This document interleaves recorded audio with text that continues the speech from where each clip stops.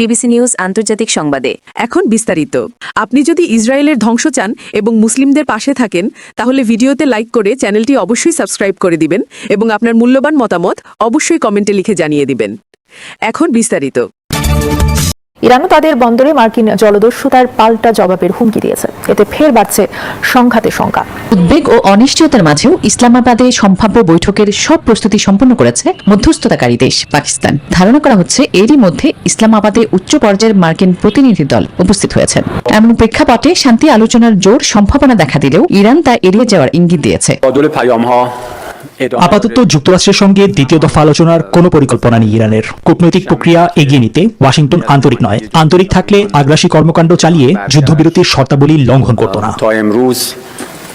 মূলত ইরানি বন্দরে মার্কিন অবরোধ এবং সর্বশেষ ওমান উপসাগরে যুক্তরাষ্ট্রের ইরানের পতাকাবাহী জাহাজ আটকের ঘটনায় এই অবস্থান, বলছে খামেনির দেশ। মধ্যপ্রাচ্য থেকে একের পর এক যুদ্ধের ঘোষণা ভেসে আসছে। ইরানের সেনা প্রধান থেকে শুরু করে শীর্ষ নেতৃত্বরা হুঙ্কার দিয়ে জানিয়ে দিচ্ছেন শত্রুকে মোকাবেলা করতে সম্পূর্ণ প্রস্তুত আছে পারস্য উপসাগরীয় দেশ ইরান। বিশ্ব মোড়ল নামে খ্যাত যুক্তরাষ্ট্র এবং একরোখা অদম্য রাষ্ট্র ইরান যখন মুখোমুখি দাঁড়িয়েছে তখনই বিশ্ব বুঝেছিল এই যুদ্ধের ভবিষ্যৎ খুব সংক্ষিপ্ত নয়। এক দীর্ঘ যুদ্ধের বোঝা কাঁধে চাপতে চলেছে বিশ্বের। কারণ না যুক্তরাষ্ট্র মানবে ইরানের দাবি, না ইরান মেনে নেবে যুক্তরাষ্ট্রের অন্যায় আবদার। অর্থাৎ একটি দীর্ঘ যুদ্ধের প্রস্তুতির শুরুই বলা যায় সাম্প্রতিক ইরান যুক্তরাষ্ট্র সংঘাতকে। দুপক্ষই যেন 2 সপ্তাহের সংক্ষিপ্ত সময়ে নিজেদের প্রস্তুত করে চলেছে আরও রক্তক্ষয়ী ধ্বংসাত্মক যুদ্ধের জন্য। পরিস্থিতি যেদিকে যাচ্ছে তাতে যে কোনো সময় যুদ্ধবিরতির সাদা পতাকা উপড়ে ফেলে যুদ্ধ শুরু হয়ে যেতে পারে যুক্তরাষ্ট্র ও ইরানের মাঝে।